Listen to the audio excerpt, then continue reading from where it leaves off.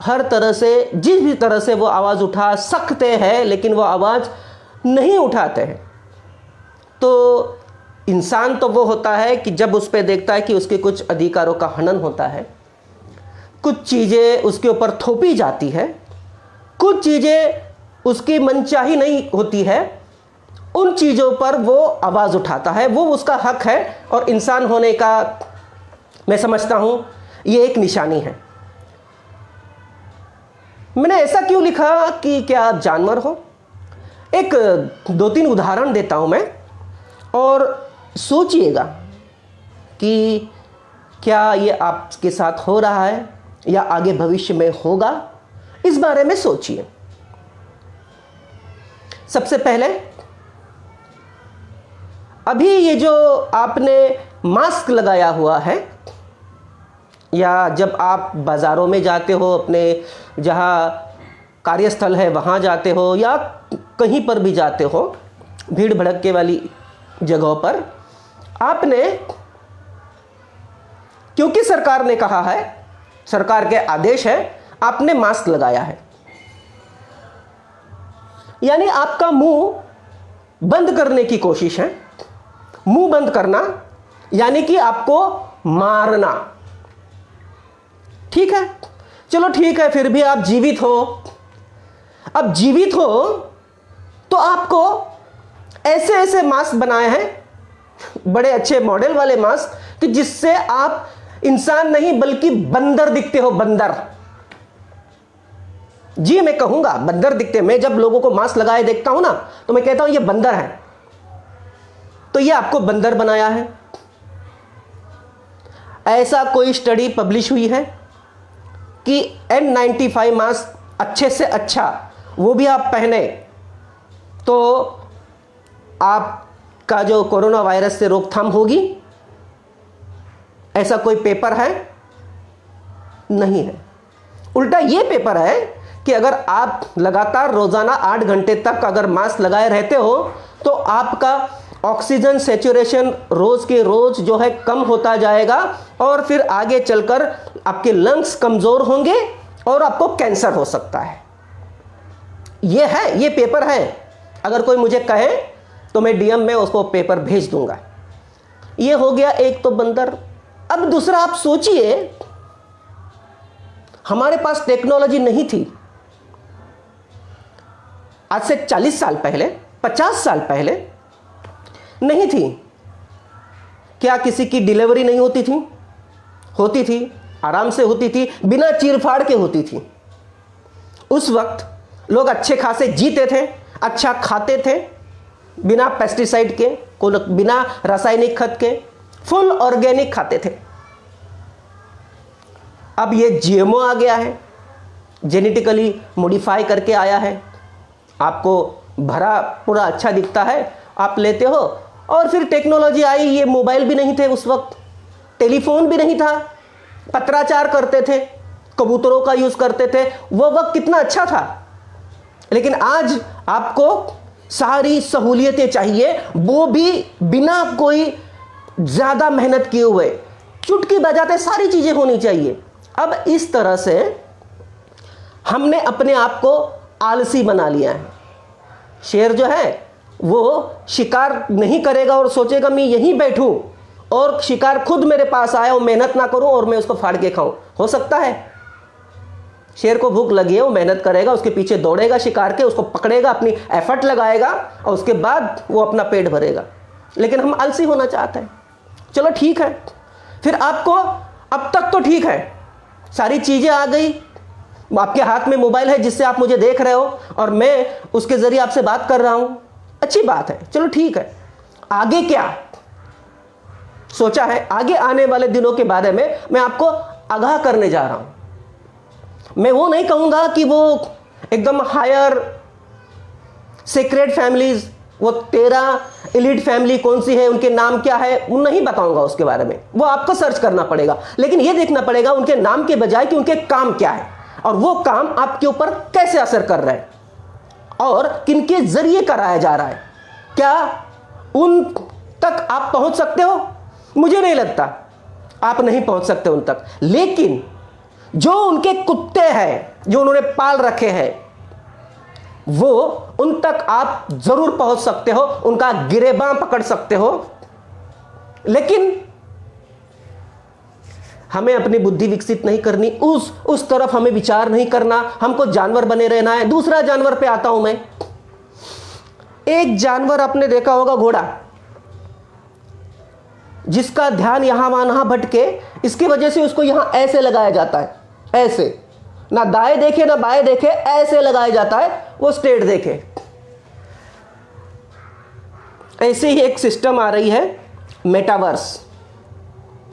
वो आपको पूरे आंखों पर वो अलग सा एक चश्मा लगा देगी, खाली आप उसमें देखेंगे और एक ऐसी दुनिया, आभासी दुनिया जो है ही नहीं, उसमें आपको लेके जाएंगे। और आप सोचोगे कि हम इस ब्रह्मांड के महाराजा है, हम जहां चाहे वहां सैर कर सकते हैं, जो चाहे कर सकते हैं। 17वें माले पे जाइए और उसमें देखते रहिए, ऊपर से छलांग मारिए, आप गैलेक्सी में पहुंच जाओगे। क्या जरूरत है इसकी? इस चीज की जरूरत क्या है? कभी सोचा है आपने? जी रहे हो, अच्छे खासे जी रहे हो। अच्छे खासे तो नहीं कहूंगा मैं, 2014 और 2000 मतलब समथिंग ऐसा ही है। जो अच्छे दिन जो पहले हमारे थे वो नहीं है, लेकिन ये आपको घोड़ा बना रहा है। देखिए मेटावर्स ये लाया है, इसके पीछे का कारण क्या है? कभी समझने की कोशिश करी है? सिर्फ मेटावर्स ही नहीं, ऐसे बहुत सारे वर्स आएंगे अलग अलग। तो ये आपको घोड़ा बना दिया। चलो ठीक है, हमने पहले बंदर कहा, अब घोड़ा कहा, इससे ऊपर जाते हैं। सोचिए जरूर इस चीज को जो अब मैं बोलने जा रहा हूं। इससे ऊपर जाके ये कहते हैं अब आपको ये सुअर बनाएंगे। सुअर, मराठी में इसको डुक्कर बोलते हैं। ये बनाने की तैयारी है। अब आप पूछोगे कैसे? अब कैसे तो मेरे भैया, एक मेटावर्स नाम की चिप आ रही है, चिप। वो यूज की गई थी सुअरों पर, और सुअर के ब्रेन को उसमें डालकर वो जैसा चाहते हैं सुअर वही रिएक्ट करता है। वो चाहते हैं कि वो वहां जाए, वो करे, सुअर वो करता है। और इसको बनाने वाले एलन मस्क, इन्होंने गर्व से आके कहा कि देखिए हमारा परीक्षण बहुत सफल रहा, और हम देखिए ये इंटरव्यू है और सारी चीजें उन्होंने बताई। अब आपको बनाएंगे सुअर, वही आपके ब्रेन में, मगज में, भेजे में डालेंगे, और फिर वो जो चाहे वो आपको करना होगा। अब मुझे बताइए, आपको उसकी जरूरत है? सच बताइए, कितने लोगों को जरूरत है मेटावर्स की? कितने लोगों को जरूरत है न्यूरालिंक की? है जरूरत, लेकिन हम चाहते आए। कई लोग, मूर्ख लोग जो अनभिज्ञ है या समझना नहीं चाहते, वो 5G का इंतजार कर रहे हैं। 5G आए, 5G आए। 5G से क्या होगा? आपकी जिंदगी आसान हो जाएगी, या आपकी जिंदगी नर्क बनेगी, या आपको ही नर्क में डाला जाएगा? आपने सोचा है 5G क्या है?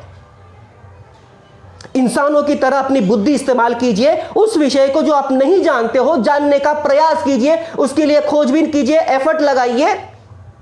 लेकिन वो चीज होते मैं नहीं देख रहा। मैं लगातार रेलवे के लोकल ट्रेनों में सफर कर रहा हूं, और मैं जब देखता हूं आते वक्त, जाते वक्त या आते वक्त, लोग लगे पड़े हैं मोबाइल्स में। और कर क्या रहा है वो कर रहा है, कोई गेम खेल रहा है, कोई अपने ही बनाए हुए टिकटॉक के वीडियो देख रहा है कि मेरा थोबड़ा कैसा दिख रहा है वीडियो में, कोई रमी खेल रहा है, कोई और मूवीज देख रहा है, कई जो है वो सास बहू के सीरियल देख रही है हमारी माताएं बहनें। सोचिए जिन्होंने ये बनाया है, इसके बनाने के पीछे का उनका मकसद क्या रहा होगा?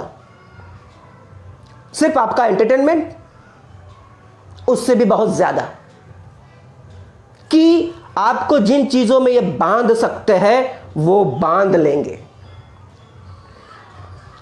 बिल्कुल बांध लेंगे। वही है डॉक्टर साहब, आप जो बलारा साहब जी आपने जो कहा है वही है ये।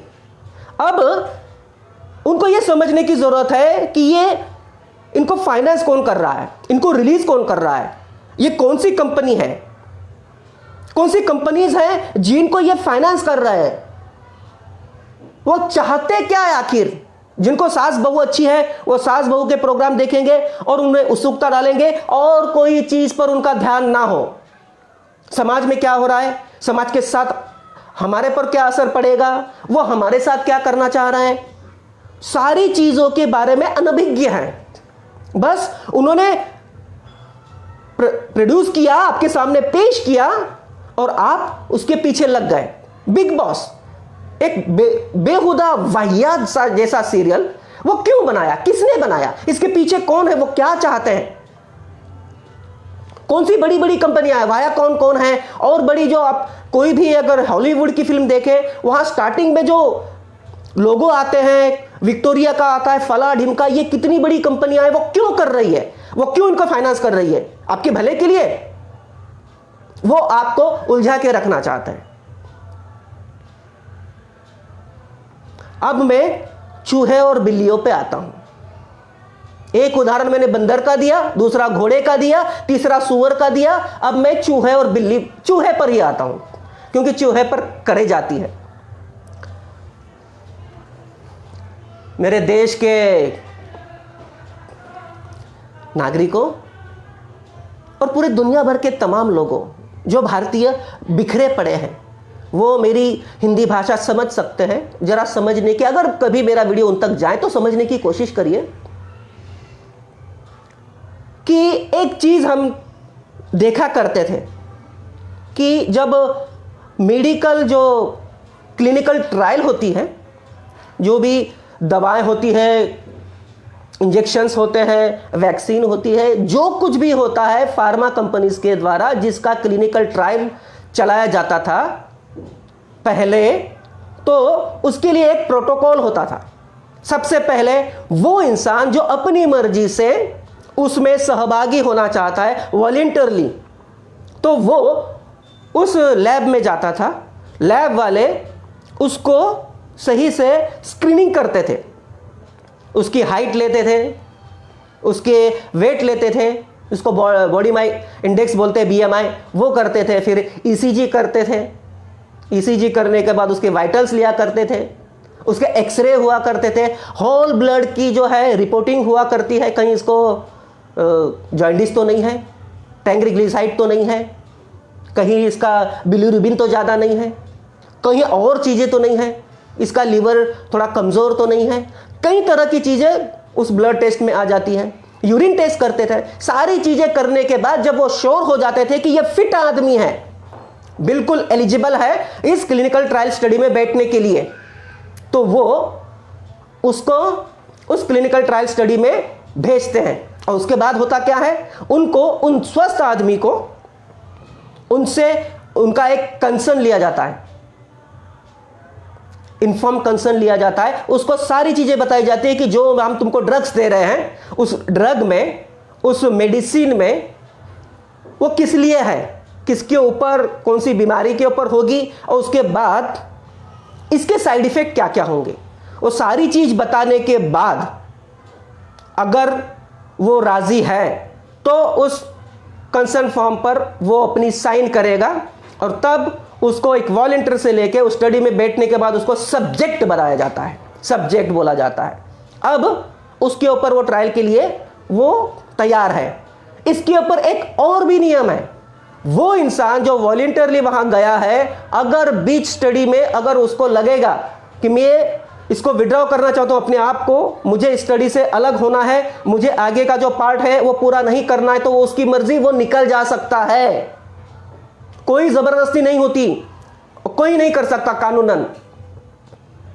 लेकिन हो क्या रहा है भाइयों बहनों, ये आने से पहले ना, इंसानों पर करने से पहले वो चाहे वो सुअर हो, चाहे गधे हो, घोड़े हो, चाहे चूहे हो, चूहों पर किया जाता है, क्योंकि वो कहते हैं कि हमारा सिस्टम थोड़ा लगभग उसके नज़दीक आता है, मेलजोल खाता है, तो हम पहले उन पर करें, तो फिर उनके ऊपर सक्सेस होने के बाद, क्योंकि इंसानों के लिए है तो इंसानों पर करते हैं, तो ये चूहों का इंसानों पर किया। चलो ये ठीक है।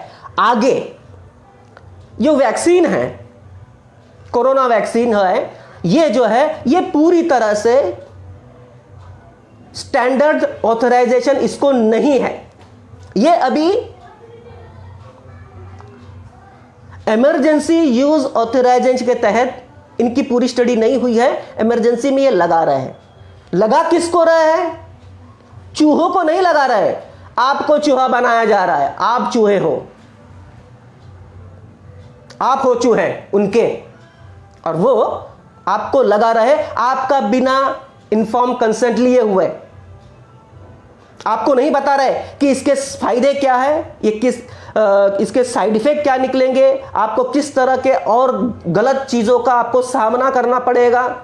क्या आपको ब्रेन हेमरेज होगा, इंटरनल ब्लीडिंग होगी, क्या आप नपुंसक हो सकते हैं, आपके बच्चे आपके ऊपर जाएंगे नहीं जाएंगे, या कोई अलग जो mRNA या और कुछ उसमें डाला है वो होगा, उसमें जो तत्व है 5G आने के बाद आपको उसके ऊपर क्या रिएक्शन होगा, आप मर सकते हो।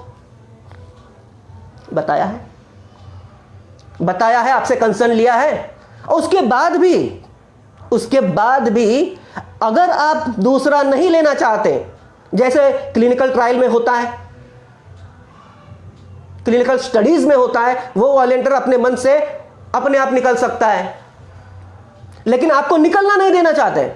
नहीं, पहला लिया है तो दूसरा लो, दूसरा लिया है तो बूस्टर लो। कहां है आपका आधार कार्ड से आपको खोज के निकालेंगे और ढूंढेंगे, चाहे आप जंगल में हो, चाहे आप खेती में हो, चाहे आप रास्ते पर हो, चाहे आप पेट्रोल पर पंप पे हो, जहां आप मिले वहां आपको ठोकेंगे। और धमकी ये कि आपने ये नहीं किया तो हम आपको वो नहीं करेंगे। भाइयों, सरकार का आदेश है, कहते हैं। क्या हम गुलामी में हैं? 15 अगस्त 1947 को हमें क्या मिला था? कौन छोड़ के गए थे? उसके बाद क्या लागू हुआ 50 में? 26 जनवरी 1950 में क्या लागू हुआ? हमने जानने की कोशिश करी होगी, सभी को पता है। लेकिन क्या हम अंग्रेजों की गुलामी में हैं? नहीं। हमारी स्वतंत्र देश है, सरकार है। सरकार कौन है? वो नहीं जो आदेश निकाल रहा है, वो हमारे नौकर है। सरकार हम आप मिलकर है, हम चुनते हैं उनको। तो भाई उनका डर क्यों?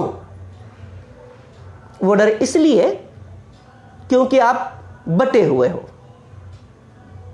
कोई टिकटॉक पर है, कोई कैंडी क्रश पे है, कोई रमी पर है, कोई सास बहू के पर है, कोई पैगाम चला रहा है, कोई वी द पीपल चला रहा है, कोई अपना ही संगठन के चला रहा है। हमारा संगठन चुनाव में कैसे जीत के आए, अगर नहीं भी जीत के आए तो दूसरे के वोट कितने काटेगा, फिर हमको कैसे फायदा होगा, इन्हीं चीजों में लगा हुआ है। कोई किन्हीं के भक्त बने हुए हैं, किसी को किसी की परवाह नहीं। किसी को ऐसा लगता है कि मेरा भले 500 का नुकसान हो, उसका 10,000 का हो। इस मानसिकता के लोग बटे हुए हैं, समझना नहीं चाहते। और जब तक नहीं समझोगे तब तक आपके साथ खेला होगा, इतना खतरनाक खेला होगा, क्योंकि ये चाहते हैं कि आप तो जाहिल हो।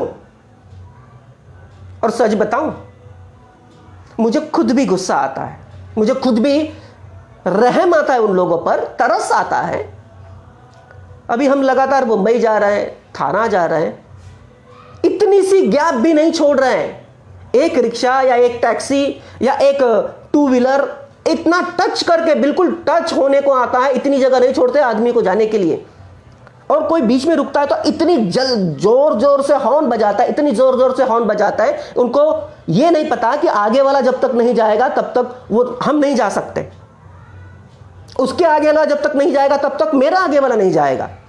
लेकिन फिर भी हॉर्न बजाना है, उनको लगता है कि मेरे हॉर्न बजाने से ये जल्दी निकल जाएगा। इस बीच में दूसरे जो बाहरी लोग आते हैं वो क्या कहेंगे? आप बाहर के देशों में जाइए, मुश्किल से और बहुत जरूरी होगा तो ही हॉर्न बजाता है, वरना हॉर्न नहीं बजाता है। और जो डिस्टेंस है ना, बहुत दूर तक उनका वो डिस्टेंस रखते हैं एक गाड़ी से दूसरी गाड़ी का। हमारे यहां कुछ नहीं, वो आएंगे हमको जाहिल बोलेंगे। करना धरना कुछ नहीं है, सोसाइटी के लिए कुछ नहीं है, अपने समाज के लिए नहीं, अपने साथ रहने वाले लोगों के लिए नहीं है, अपने कलीग्स के लिए नहीं है। लेकिन हम तो अपने आप में राजा है, शहंशाह है, बाकी हमें कुछ पता हो या नहीं हो। तो ऐसे लोगों को वो चाहते हैं कि यार ऐसे लोग, ये हमारी धरती बहुत सुंदर है, लेकिन ऐसे जाहिल यहां पर है, काम धाम कुछ करते नहीं, जाहिलपना है, पढ़े लिखे बेवकूफ भी हैं, ऐसे लोग मर जाए ना, मर जाए, वो ये चाहते हैं। ये आपके साथ होने वाला है। उन्होंने आपको बंदर बना दिया, आपको फिर घोड़ा बना दिया, आपको सुअर बना दिया, आपको चूहा बना दिया। अब आपकी औकात चूहे जैसी है, चूहे मर जाए तो मर जाए। तो वो चाहते हैं कि बहुत बड़ी संख्या में आपकी जनसंख्या कम करना, आपके देश की और धरती पर रहोगी। आप कब अपनी बुद्धि का इस्तेमाल करना चाहोगे कि आपको जो लगाया जा रहा है, आप कब उसका विरोध करोगे?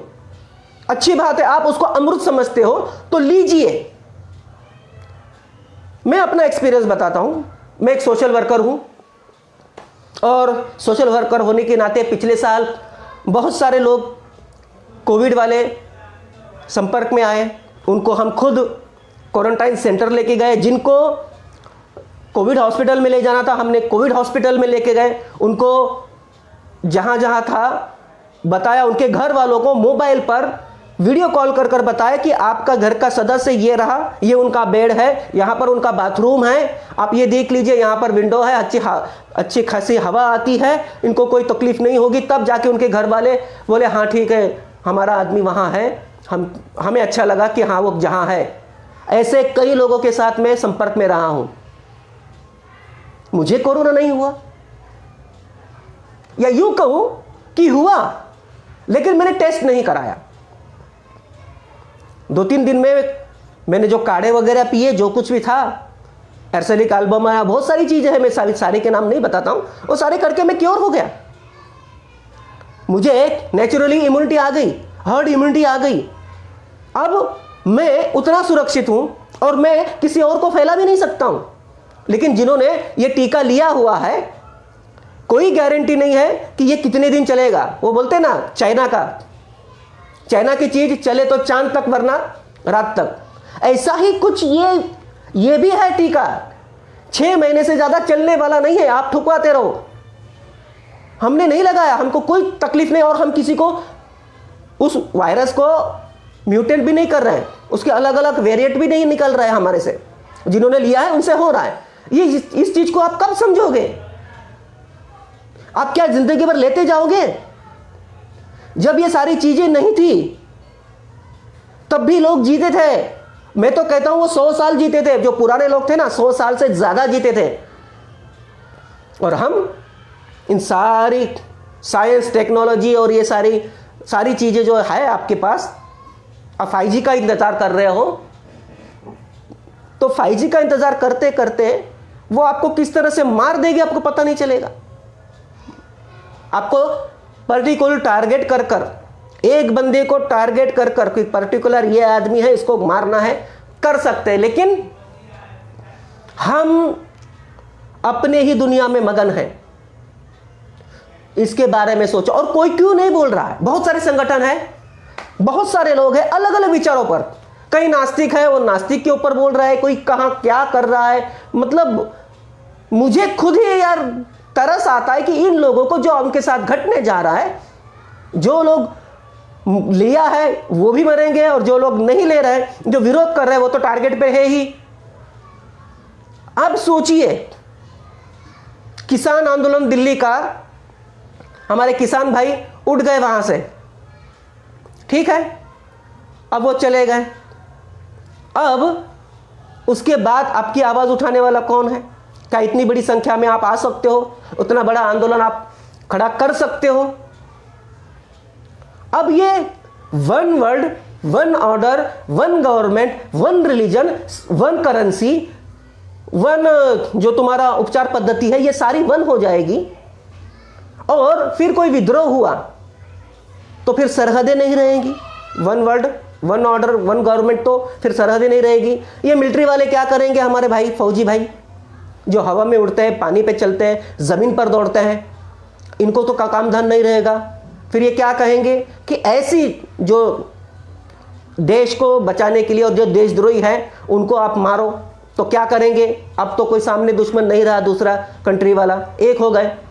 जो इन सरकार, ये जो तथाकथित सरकार हम हैं, ऐसे हम इसके मालिक हैं। बड़े से बड़ा जो है वो भीख मांगने आता है आपके पास, यानी कि आप सरकार हो, लेकिन आपने आपकी कीमत इतनी कर दी, बौनी कर दी, समझ नहीं रहे इस चीज को। लेकिन ठीक है, कल को वो कहेंगे कि ये हमारे विरुद्ध आवाज उठा रहे हैं, यही असली देशद्रोही है, देश के दुश्मन है, इनको मारो।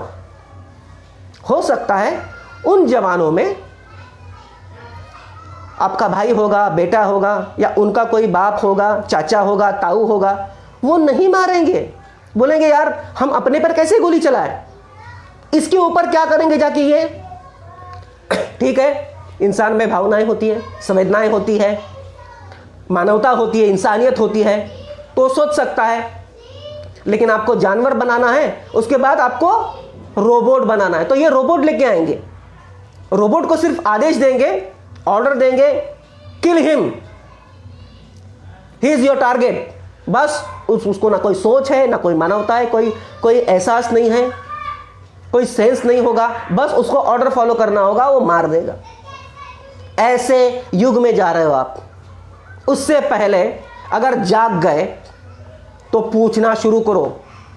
आप उन इलीट फैमिली के पास नहीं जाओगे जो सीक्रेट में है, हायर यहां पर है, सारी ताकतें उनके पास है, सारा पैसा उनके पास है, सब कुछ कर सकते हैं वो, लेकिन वो नहीं करने आ रहा है, वो आपके नेता से करवा रहा है।